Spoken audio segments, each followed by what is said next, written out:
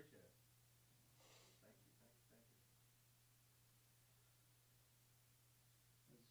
Coach said anything about impersonating Bear Bryant yet?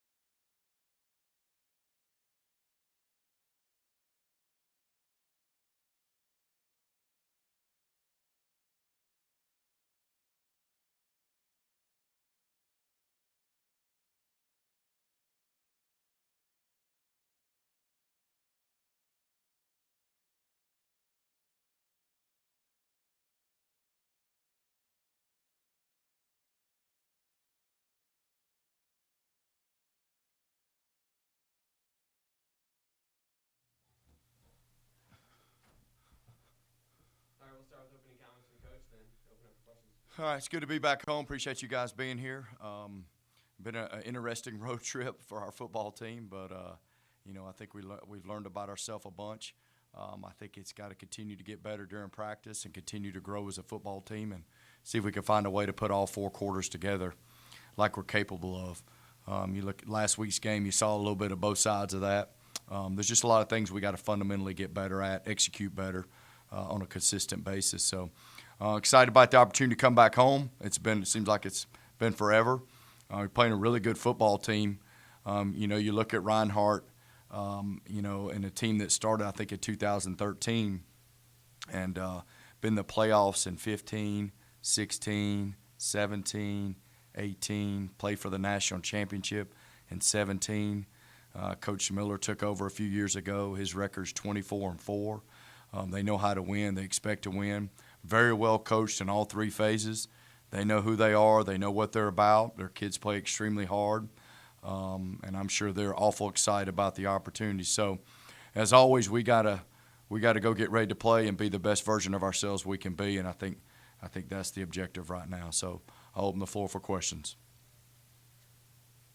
We've always known that Bronson's had the talent to do what he did on Saturday. Was there any indication that he'd been leading up to this kind of a game? Well, I think what happened, Bronson probably had the best week of practice he's had since he's been here.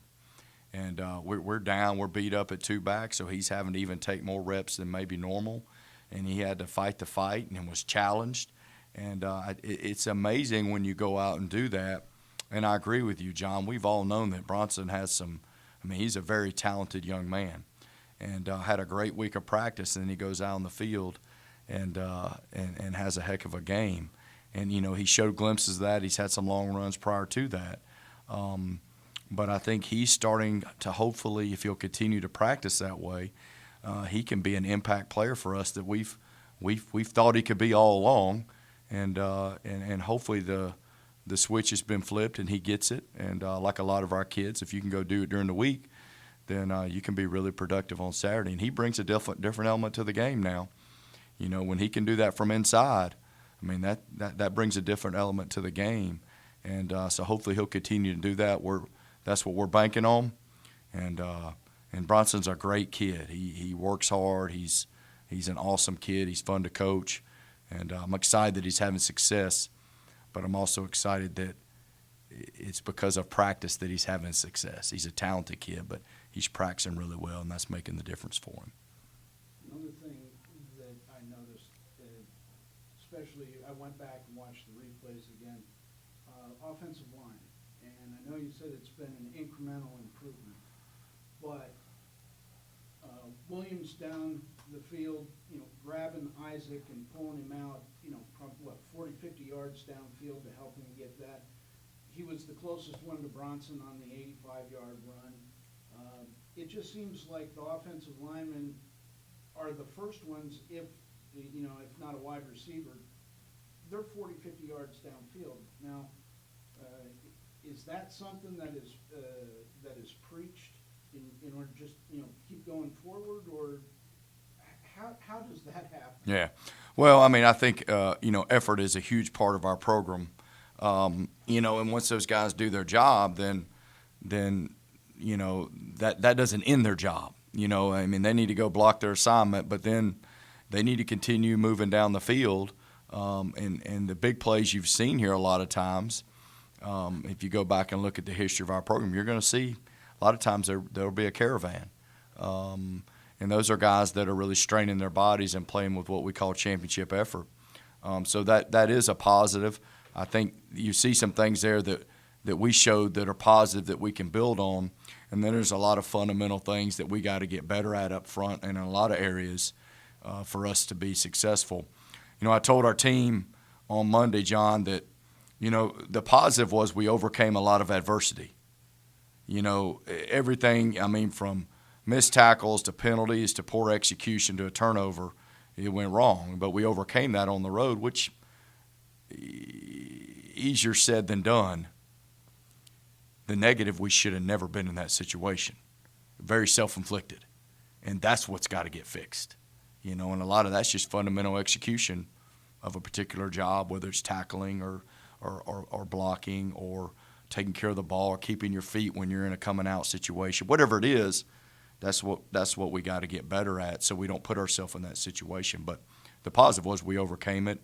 And I think you see those big plays, there should be more of those, to be honest with you. But we gotta be on all cylinders all the time. Coach, going off both of those together, Bronson had these huge runs at the burst of the line of scrimmage. Did y'all make any blocking scheme adjustments at halftime, or was that just a matter of executing it better? Nolan, that's the great thing about it. We ran one play different in the second half, I think, than we ran in the first half. Everything was the same stuff. These guys doing their job. We weren't doing our job in the first half. The officiating was what it was. But when you go on the road, you got to overcome that stuff. And we had enough self-inflicted stuff. And to their credit, they came out ready to play, which I knew they would. And I told our kids they would. They ain't lost an opening game. They hadn't lost a home non-conference game since 2014. It was every reason in the world for them to be ready to play. But we should be too. And we weren't, so that's really on me. But I think that, that's just the way the thing unfolded, and that's kind of the way it happened. But there's a lot of things we can learn from. Can you talk about the locker room at halftime? You've been kind of feeling your way through in terms of who emerges as leaders and that kind of thing. You guys undoubtedly said your pieces. Were there some vocal players in the locker room after the way the first half? I don't remember in particular, Brian. I'll be honest with you. We got in, and as coaches, we're outside the locker room for the beginning part, trying to get things adjusted to whatever we need to adjust to. But I think the eyes were good. There wasn't a lot of heads down, moping, and there wasn't any divine intervention in there. Just go do your job, man. It ain't that complicated. If you just go do your job, you'll be fine. It wasn't like we sprinkled I put out the magic wand, all of a sudden everybody went and played. I think guys realized, we settled down a little bit and went over the things that we need to do, and it wasn't like a bunch of huge changes. Tackle a little better, play a little harder, block a little better. And to our kids' credit, they did that. And I think the attitude was good at the halftime, which is positive because you never know. We haven't been down a whole bunch around here. So you don't know how they're going to respond to that. But I think that was probably the biggest positive for a young team to be able to navigate all that on the road. When we came out and hit some plays, it really started right before the half with Isaac's long run. And I think that gave a little bit of a boost and confidence, and then it followed up a little bit after that. Because the game was polar opposite for us now. Your time possession, you don't win. You're horrible on third down. You know what I mean? All the stuff that normally we're good at, you're not. And you have about 3 or 4 plays that you're home run, home run, home run, which we're good with. Don't get me wrong. But it shows you if we can do our job, that there's a lot of good things that can happen. So I know I'm harping on this right now, but it just is what it is. That's if we're going to be what we want to be, we gotta practice better so we can do our job better on Saturday. Where are we on the injury front? We're a little better. Hopefully we can get Butcher back, Joel Parker back this week. I think those were two guys that were out. Antavius Greer's probably doubtful. He was out last week. Sam Outlaw's probably doubtful. He was out last week. But it's a little bit better. We're a little beat up, but I think we hopefully should get a few guys back that didn't even make the trip last week. Reinhardt runs a scheme at times a little bit similar to yours. It's similar in some of the philosophical things, but it's different in how they do things. They're not really an option team. They have their version of the way they do things, but philosophically, hard-nosed, run the football, those things are going to be there. No two ways about it. I mean, they went into the last game and they lined up and they said we're going to run it. The quarterback is he's fun to watch, man. He is a good football player. He makes things go for them. They got a stable of running backs back there. A lot of them play, but the quarterback's fun to watch because he's such a tough, hard-nosed, gutsy player, man. Makes a lot of plays for them. But they do a nice job. I mean, they're well coached. They know who they are. They do a good job. I mean, they're fun to watch, to be honest with you. It's a little more my style. They're fun to watch. So I know that this game came about because of some teams dropping off the schedule. Can you kind of walk us through how Reinhardt ended up being the opponent? yeah. So basically, so this year's an anomaly in the calendar for us. It's a 12-game. You have the opportunity for 12 games. You have to be done the week before Thanksgiving because that's when the playoffs start. But this year, you have that anomaly on the calendar. As you mentioned, John, we had a team drop us. So that left a void in the schedule, which you can play 11 games if you would choose to do so, which is not a problem. But the problem is our open weeks were back-to-back, which is very problematic. All right, because you're talking about basically a 3-week layoff in the middle of the season. That's not good. That's a nightmare for me. Okay? So we had to find an opponent. We couldn't find one. Nobody wanted to play us. So late in the summer, we realized that they have that date is open, and I made the call, not really wanting to, but I knew we had to have a home game because we didn't have a 6 home game either. So I won't even get into the equation. You're selling season tickets, and you got to have 6 home games. So there's a lot of factors that go into this that I don't know that everybody fully thinks about. One, we have back-to-back open weeks. 2, you got to have 6 home games, and so the date worked out, and we just couldn't find anybody to play, and so the date worked out. And I talked to Coach Miller, who we know those guys up there. They do a good job. And basically I said, dude, I don't want to play. You guys are good. But I said, I got no choice right now. And, because we got to have a game, And so this was late summer.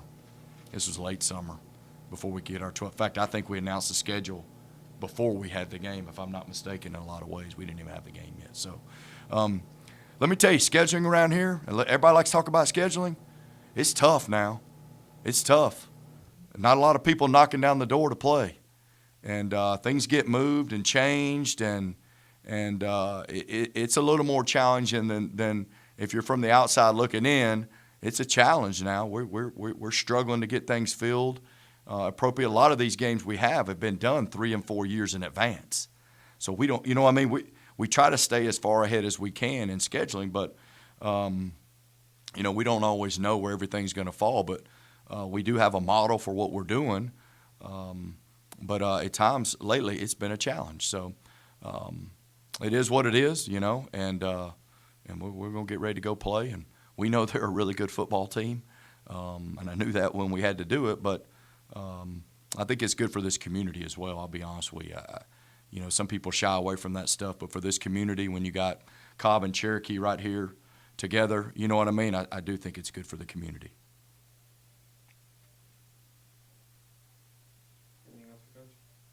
I know you mentioned earlier, just looking forward to coming home. Can you tell from your players they look forward to getting back in front of a good student crowd and just home fans in general? Yeah, I know they do. I mean, it's, a 3-week stretch like that's unusual, but that's the way the schedule fell this year. So I know they'll be excited about it. I think right now they're trying to navigate practice, if you want to know the truth. But I know they're going to be excited. The crowd we had for the first home game, the student section was phenomenal. We're hoping for the same, if not better, for this week. It has a huge impact on our kids. I think it gives them an extra level of energy and enthusiasm when they see that, when they come out of the tunnel and they feel the energy. I think it makes a huge difference for our football team. I know I've told you guys before, our kids, they look in that end zone a bunch to see what kind of crowd we have. So they'll be excited about that. Excited about being in front of our home fan base again. And so I know, Nolan, that our kids are going to be awful excited about it. I know we are as well, to be back home. All right, thanks, Coach. All right, thank y'all. You going to be here this weekend, John?